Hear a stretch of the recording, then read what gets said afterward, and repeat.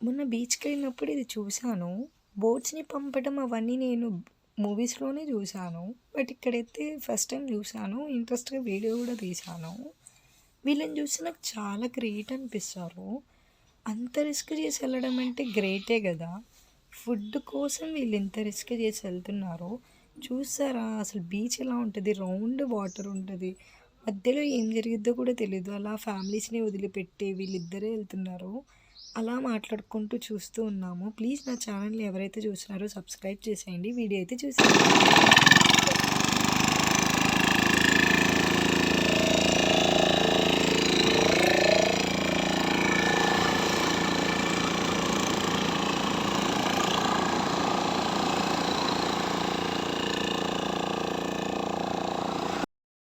झिंगी गया चढ़ो जाते भी रहा नहीं हते।